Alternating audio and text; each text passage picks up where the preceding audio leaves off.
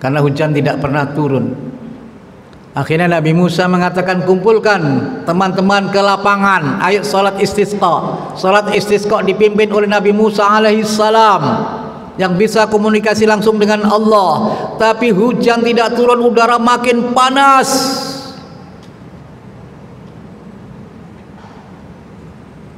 Nabi Musa bingung, apa salah kami ini?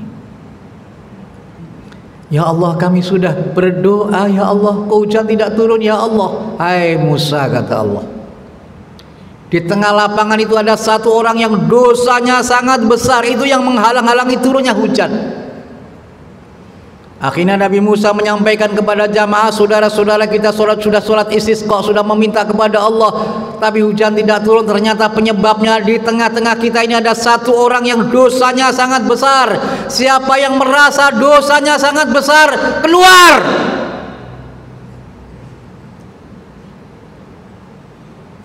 Untung tidak ada yang keluar. Dilema di sini orang. Kalau saya keluar, muka ini saya taruh mana? Tapi kalau saya tidak keluar, hujan tidak turun. Akhirnya menangis, menunduk, menyesali dosa-dosanya. Istighfar kepada Allah. Tahu-tahu mendung datang, turun hujan. Nabi Musa bingung lagi, ya Allah, orang yang banyak dosanya belum keluar, ya Allah, kok sekarang hujan sudah turun. Hai Musa, orang yang banyak dosanya itu sudah menyesali dosanya, sudah minta ampun, sudah kami maafkan. Ya Allah, tolong saya diberitahu mana orangnya, ya Allah. Hai Musa, bagaimana aku memberitahu kepadamu? Waktu dia banyak dosanya saja saya tidak memberitahu kepadamu. Allah ini menutup dosa-dosa kita, Pak. Dosa kita tidak berupa benjolan. Coba kalau koruptor itu berupa benjolan di wajahnya, wah, oh, kemarin nggak benjolan, sekarang benjolan, berarti habis korupsi ya. Jadi kita walaupun sudah berbuat maksimal, ya, kita masih ingin hidup kembali, ingin lebih baik lagi, ingin lebih baik. Apalagi kalau kita punya kesalahan-kesalahan. Jadi nanti di akhirat tidak berlaku lagi meminta maaf. Yang terjadi, kalau kita punya kebaikan, kebaikan kita dipotong, dikurangi. Untuk menambal kesalahan kita diberikan kepada orang yang kita zalimi. Kalau kita nggak punya kebaikan, dosa orang yang kita zalimi akan kita pikul. Dalam kesempatan yang lain yang sering kita dengarkan dari ustadz kita, Rasulullah SAW berdialog dengan sahabat.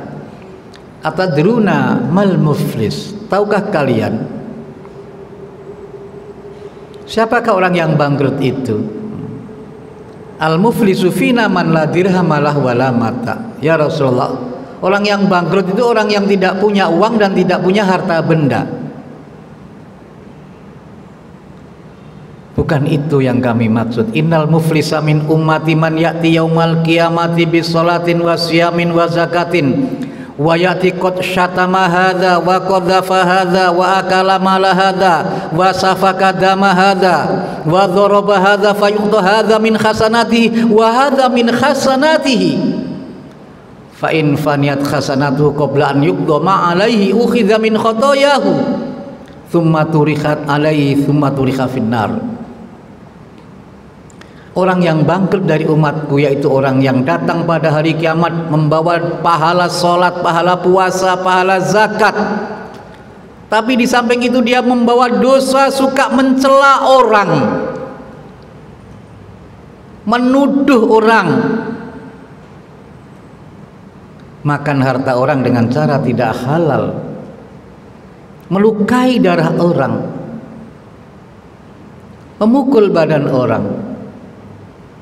Maka semua kebaikannya itu akan diberikan kepada orang yang dizalimi.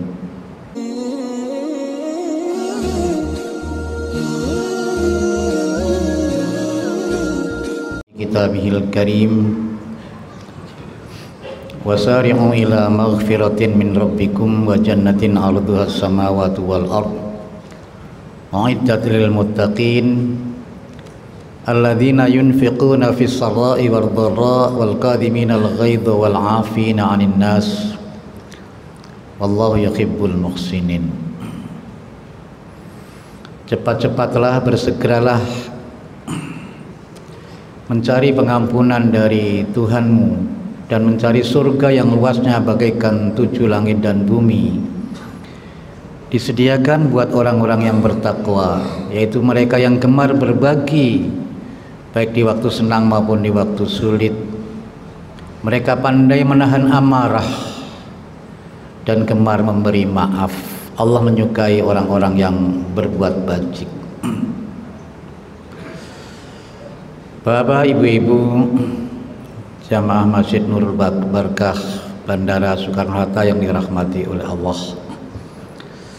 Kita hari ini masih berada di bulan Syawal tahun 1445 Hijriah. Biasanya pada bulan Syawal minggu pertama itu diisi dengan puasa sunnah 6 hari. Berdasarkan hadis Rasulullah sallallahu alaihi wasallam, man shoma ramadhana thumma atba'ahu sittan min syawal kana ka shiyamid dahri. Siapa puasa Ramadan dilanjutkan dengan puasa 6 hari, maka pahalanya seperti puasa 1 tahun. Memang di situ ada kata thumma ya, ada jeda ya. Kalau fa artinya lantas ya. Jedanya adalah Idul Fitri. Maka biasanya di daerah-daerah ya ada acara kupatan, itu bukan pas hari raya ya. Jadi setelah seminggu baru membuat kupat gitu. Maka ada istilah lebaran ketupat. Itu biasanya setelah puasa 6 hari. Kemudian minggu kedua, ketiga, dan keempat itu biasanya diisi dengan acara halal bihalal ya. Kantor-kantor, lembaga-lembaga biasanya menyelenggarakan acara halal bihalal. Konon istilah halal bihalal ini baru muncul pada tahun 1948, dan ini khusus Indonesia ya. Di luar Indonesia tidak ada budaya halal bihalal. Waktu itu terjadi perpecahan antara tokoh-tokoh nasional. Presiden Soekarno ingin mengadakan rekonsiliasi tokoh-tokoh nasional. Meminta kepada Kiai Abdul Wahab bin Hasbullah, pendiri NU, kita akan mengadakan acara silaturahim ya, tokoh-tokoh nasional. Istilah apa Kiai yang lebih menarik untuk mengundang tokoh-tokoh nasional itu? Ya, Kiai mengatakan ya yang paling tepat ya silaturahim nasional. Kata Soekarno, istilah itu sudah biasa, tidak menarik. Carilah istilah yang punya nilai jual supaya orang tertarik untuk hadir. Maka Kiai Abdul Wahab Hasbullah kotak-katik dari sabda Rasulullah sallallahu alaihi wasallam, muncullah istilah halal bihalal. Halal itu secara bahasa Arab artinya terurai ya, benang yang kusut. Setelah tidak kusut menjadi lurus, itu namanya halal ya, terurai ya. Itu arti halal. Dan kita juga ada istilah apa? Tahallul ya. Tahallul asalnya haram menjadi halal ya. Tahallul ya. Ya, kalau ikhram itu yang asalnya halal menjadi terlarang ya. Maka kita ada istilah takbiratul ikhram ya. Takbir yang mengharamkan. Asalnya kita halal berbicara, setelah Allahu Akbar kita haram berbicara, maka menggunakan istilah takbiratul ikhram. Jadi konon istilah ini baru muncul pada tahun 48. Kalau kita buka kamus bahasa Indonesia, halal bihalal itu artinya saling meminta maaf setelah menjalankan puasa Ramadan. Kalau kita buka kamus bahasa Indonesia, diterjemahkan seperti itu. Kalau itu yang dimaksud halal bihalal, sebenarnya budaya ini sudah lama ada di Indonesia ya. Menurut ahli sejarah, Islam masuk Indonesia itu pada abad ke-7. Ketika Rasulullah masih hidup, Islam sudah masuk ke Indonesia. Ya, di Aceh barangkali kan, di Sumatera Barat, di Sumatera Utara, dan di Aceh. Dan kanon dai yang mau ke Cina itu mampir dulu ke Aceh ya, mengajak orang Indonesia untuk berdakwah di Cina ya. Tapi Islam menjadi pesat di Indonesia itu pada abad 14 dan 15 ya. Terutama pada zaman kerajaan Demak ya. Islam pesat di Indonesia karena disebarkan oleh saudagar-saudagar muslim, dan saudagar itu orangnya luwes ya. Maka Islam tetap eksis di Indonesia, lain dengan di Spanyol. Spanyol melalui peperangan, maka di Spanyol Islam hilang. Kalau di sini berkembang terus ya. Dan keliru kalau ada mengatakan bahwa Islam itu mengajarkan kekerasan. Yang pernah menjajah Indonesia adalah orang Nasrani ya. Pertama orang Katolik, kemudian disusul orang Protestan yang pernah menjajah Indonesia. Jadi pada abad 15 itu Islam pesat. Maka budaya maaf memaafkan ini sudah memasyarakat di Indonesia setelah Lebaran itu biasa. Dan pada saat itu ya simbol-simbol Islam itu juga tampak pada abad itu. Maka liburnya bukan pada hari libur kerja, bukan pada hari Sabtu, bukan pada hari Ahad. Karena hari Sabtu itu liburnya orang Yahudi. Hari Ahad itu liburnya orang Nasrani. Liburnya orang Islam hari Jumat. Ya karena kita pernah dijajah oleh orang Nasrani selama 350 tahun. Dan kalau kita lihat uang-uang zaman dahulu itu masih ada tulisan-tulisan Arab ya, menggunakan tulisan-tulisan Arab. Jadi budaya meminta maaf ini bukan baru pada tahun 48, sejak zaman dahulu sudah memasyarakat di Indonesia. Dan kita waktu kecil ya, biasanya setelah Lebaran itu mengunjungi rumah-rumah tetangga, rumah-rumah famili. Tapi karena kita waktu kecil tujuannya itu biasanya nyari kue yang enak ya, bukan meminta maaf tapi nyari kue yang enak. Biasanya memang sudah siap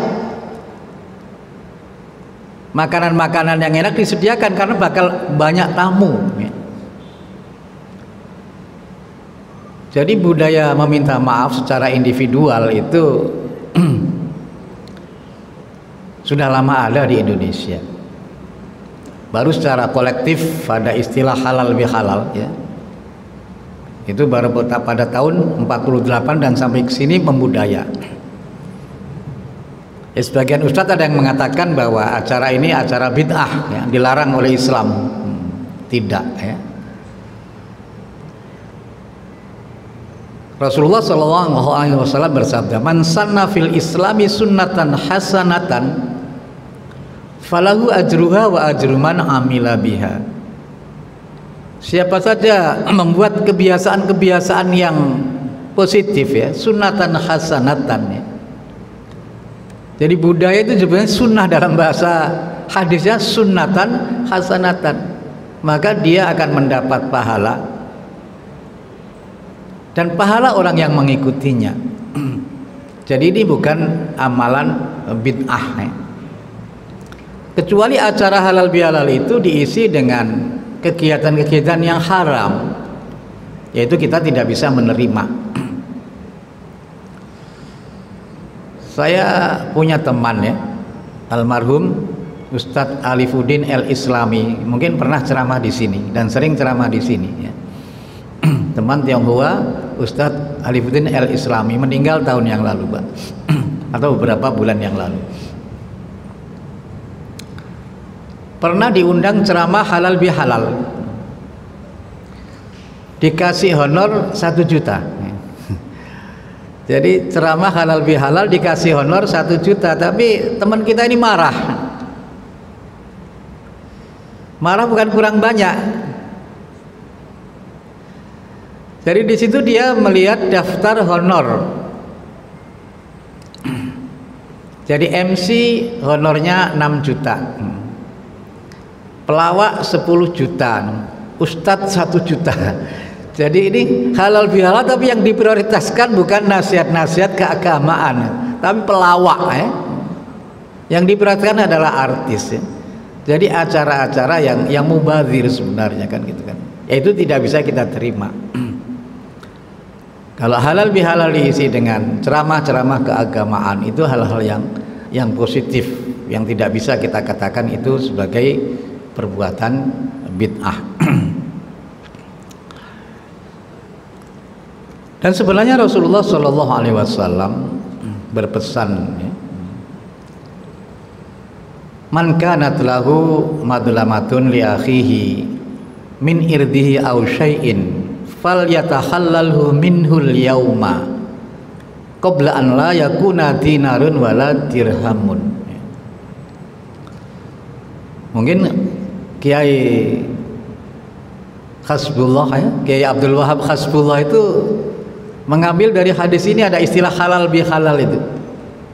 Man kanat lahu madlamatun li akhihi min irdihi aw syai'in falyatahallalhu minhul yauma qabla an la yakuna dinarun wala dirhamun. Siapa yang pernah berbuat zalim kepada temannya, baik merendahkan kehormatannya atau kesalahan-kesalahan yang lain, hendaklah sekarang segera meminta maaf. Jangan menunggu nanti uang tidak berlaku, dinar dan dirham tidak berlaku. Jangan menunggu nanti hari kiamat. In kana lahu amalun salihun ukhidha minhu biqadri madlamatihi. Karena kan nanti pada hari kiamat dia punya kebaikan, kebaikannya itu akan diambil sesuai dengan kedolimannya. Wa ilam yakun lahu hasanatun ukhidha min sayyiati akhihi fakhumil alaihi. Kalau dia tidak punya kebaikan, kesalahan orang yang dizalimi itu akan ditimpakan ke dia. Maka harus segera minta maaf. Jangan nunggu nanti hari kiamat. Tidak berlaku lagi pada hari kiamat. Maka orang-orang yang meninggal belum sempat meminta maaf itu ingin hidup kembali. Dan memang semua orang yang meninggal itu semua ingin hidup kembali. Mereka yang kafir ingin hidup kembali, ingin masuk Islam. Mereka yang banyak dosa ingin hidup kembali, ingin taubat. Maka yang pernah bersalah belum sempat meminta maaf, ingin hidup kembali, ingin meminta maaf. Bahkan sering saya sampaikan di masjid ini, orang yang sudah berbuat baik maksimal gitu, meninggal itu masih ingin hidup kembali, masih merasa berkurang. Ya kita ini kalau kita adakan muhasabah ya, evaluasi diri Pak ya. Ya kita ini, umur kita ini banyak banyak yang sia-sia. Ya mendengarkan ceramah seperti ini ya kira-kira ya 10 menit aja kaki sudah bergeser berapa kali Pak ya? Udah berat gitu kan. Coba nonton bola Pak kan 1,5 jam. Jadi banyak umur kita ini yang sia-sia. Malam-malam bangun bukan untuk sholat tahajud, perlu nonton bola di TV, sampai ketiduran ditonton oleh bola. Jadi umur kita ini banyak yang sia-sia. Maka kalau nanti kita meninggal ingin kembali lagi, mungkin berjanji nanti kalau saya hidup kembali saya nggak pakai HP lagi kan. Dianggap banyak madorotnya. Memang banyak positifnya tapi lebih banyak madorotnya. Ya dulu Rasulullah pernah takziah. Ada sahabatnya yang meninggal. Rasulullah bertanya kepada istrinya, barangkali suami kamu ada wasiat yang perlu ditunaikan. Tidak ada ya Rasulullah. Menjelang ajal itu ada kata-kata yang kami tidak faham maksudnya ya Rasulullah. Kata-kata apa itu? Alangkah seandainya lebih panjang, alangkah seandainya yang baru, alangkah seandainya semua. Itu yang diucapkan menjelang ajal ya Rasulullah. Kami tidak mengerti apa itu maksudnya.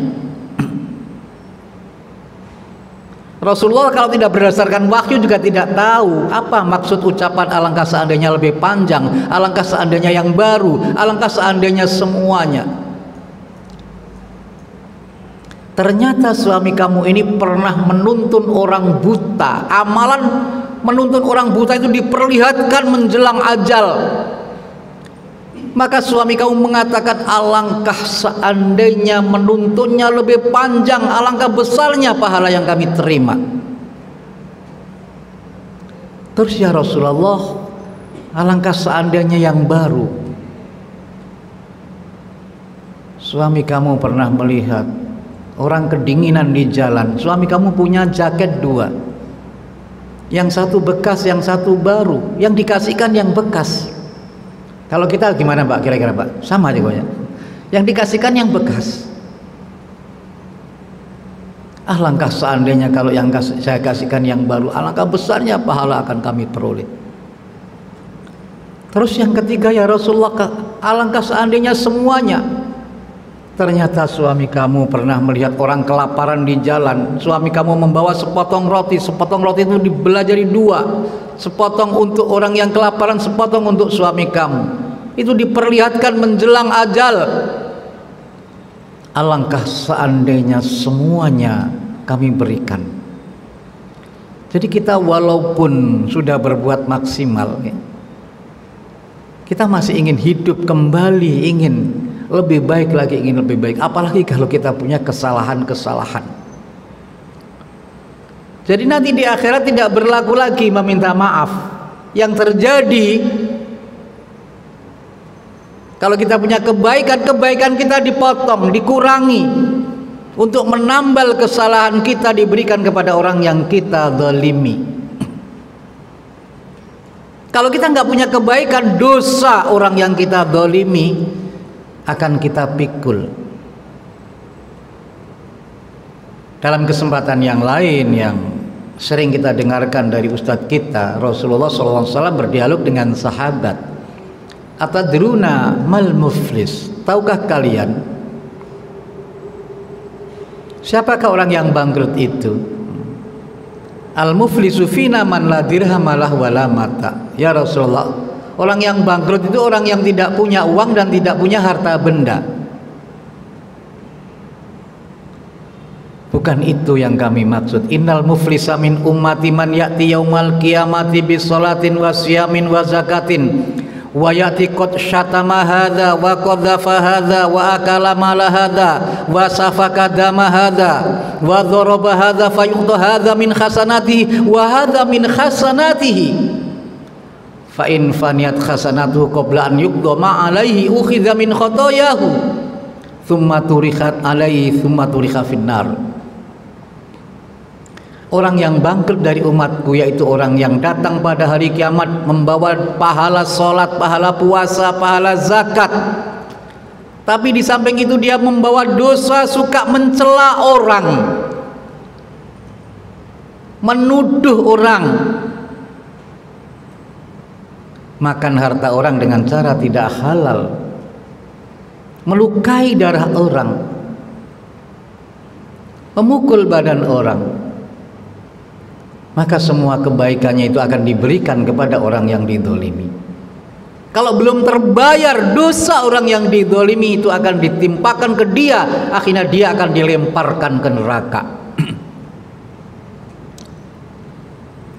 Inilah perlunya kita meminta maaf, dan kita dalam berinteraksi dengan sesama kita, baik di kantor, di mana saja, sering terjadi salah paham dan salah beneran.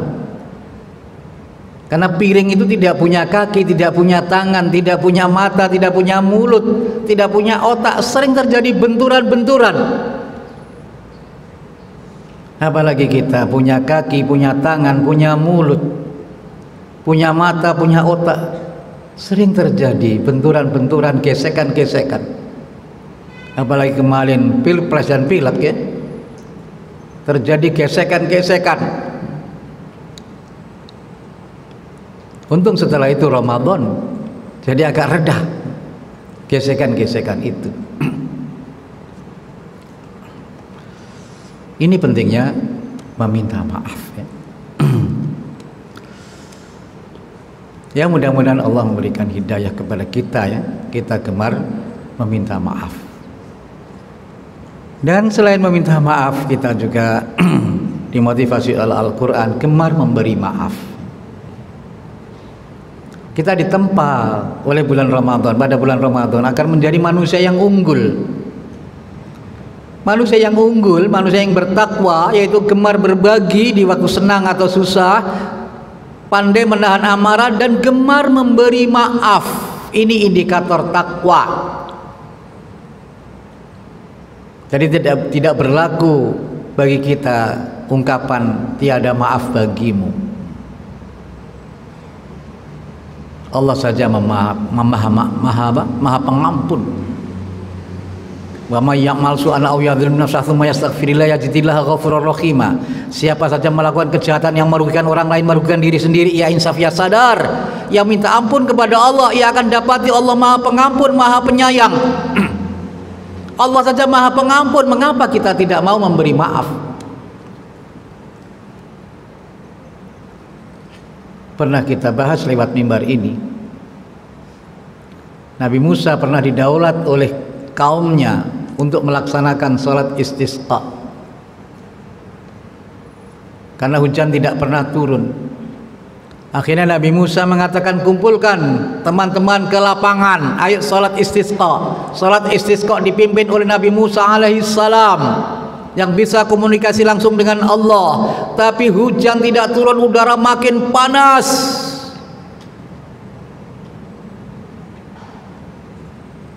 Nabi Musa bingung, apa salah kami ini?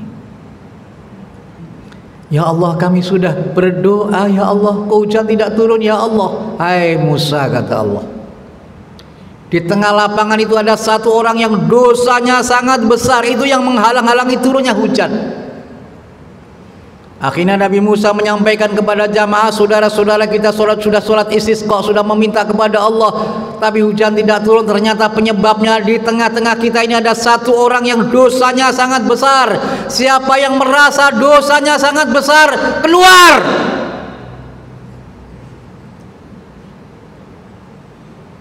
Untung tidak ada yang keluar. Dilema di sini orang. Kalau saya keluar, muka ini saya taruh mana? Tapi kalau saya tidak keluar, hujan tidak turun. Akhirnya menangis, menunduk, menyesali dosa-dosanya. Istighfar kepada Allah. Tahu-tahu mendung datang, turun hujan. Nabi Musa bingung lagi, ya Allah, orang yang banyak dosanya belum keluar, ya Allah, kok sekarang hujan sudah turun. Hai Musa, orang yang banyak dosanya itu sudah menyesali dosanya, sudah minta ampun, sudah kami maafkan. Ya Allah, tolong saya diberitahu mana orangnya, ya Allah. Hai Musa, bagaimana aku memberitahu kepadamu? Waktu dia banyak dosanya saja saya tidak memberitahu kepadamu. Allah ini menutup dosa-dosa kita, Pak. dosa kita tidak berupa benjolan. Coba kalau koruptor itu berupa benjolan di wajahnya, wah, oh kemarin nggak benjolan, sekarang benjolan, berarti habis korupsi ya. Tidak berupa warna, coba kemarin putih sekarang hitam, kamu habis korupsi ya. Tidak berupa bau, kemarin wangi sekarang bau, kamu habis korupsi ya. Tidak berupa benjolan, tidak berupa warna, tidak berupa bau. Allah menutup kesalahan kita. Maka kita tidak boleh membeberkan kesalahan orang lain kepada kita, itu dosa besar. Allah aja menutup. Allah Maha Pengampun. Mengapa kita tidak mau mengampun? Nabi Yusuf waktu kecil dimasukkan sumur oleh saudara-saudaranya, tapi setelah sukses menjadi perdana menteri tidak dendam. Saudara-saudara yang pernah berbuat jahat kepadanya disuruh tinggal di istananya. Nabi Muhammad SAW meniru sikap Nabi Yusuf ketika berdakwah ke Taif, bukan disambit. Kalau Ustadz disambit amplop, Nabi Muhammad disambit batu. Malaikat sudah menawarkan kepada Rasulullah SAW, ya Rasulullah, apa gunung ini perlu kami angkat menghabisi penduduk Taif? Rasulullah, jangan. Kalau toh mereka tidak beriman, kami harapkan anak cucunya nanti ada yang beriman. Mereka malah didoakan oleh Rasulullah, Allahumma hdi qaumi fa innahum la ya'lamun. Ya Allah, mereka beri hidayah ya Allah. Mereka bersikap seperti itu karena mereka tidak tahu ya Allah. Ini sikap orang yang beriman. Suka memberi maaf, seperti pohon mangga itu dilempar batu tapi membalasnya buah. Kun kasyajar yurma bil hajar wa yaruddu bithamar. Jadilah kamu seperti pohon dilempar batu membalas dengan buah. Saya juga punya pengalaman ya. Tahun 71 saya khutbah Jumat. Waktu itu umur masih 19 tahun saya. Khutbah Jumat. Habis khutbah boro-boro dikasih honor, Pak. Langsung dibawa kantor kelurahan, langsung digebukin dengan kursi-kursi yang besar, disiapkan hansip semuanya. Karena dianggap khutbah saya mengkritik penguasa pada saat itu. Ya saya sederhana saja sebenarnya. Di kampung itu dikenal sebagai kampung santri, banyak musola, banyak masjid. Dan di kampung itu tidak ada yang tidak bisa baca Al-Quran. Senakal-nakal anak bisa baca Al-Quran. Dikenal oleh kampung-kampung lain itu kampung santri. Tapi ternyata tokoh-tokoh di situ saling sikut-sikutan, sikat-sikatan, saling gesek-gesekan. Maka kami menganalogikan kampung ini seperti rumah sakit. Dari luar bagus, tapi di dalam banyak yang sakit. Yang sakit dokternya, mereka tersinggung. Langsung saya dikebukin, Pak.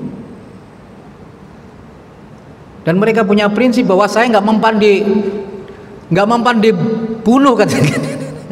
Mereka Ustadz itu berani ngomong keras begitu karena nggak mempan dipukul, katanya gitu. Tapi alhamdulillah tidak apa-apa, walaupun kursi-kursi besar itu kan. Tapi ada hikmahnya. Ya akhirnya saya harus hengkang dari kampung itu sampai ke Jakarta. Kalau saya masih di kampung itu mungkin saya nelayan, Pak. Mungkin nggak jadi ustadz seperti ini kan. Mungkin ternyata ada hikmahnya. Lah akhirnya lurah yang pernah menyuruh gebukin saya itu datang ke sini. datang ke rumah saya minta sumbangan, saya kasih Pak. Saya kasih, saya tidak dendam ya. Dan saya malah terima kasih, kalau tidak dipukulin mungkin saya nggak sampai ke Jakarta kan, ke Jakarta ya. Akhirnya dia pulang, assalamualaikum warahmatullahi wabarakatuh.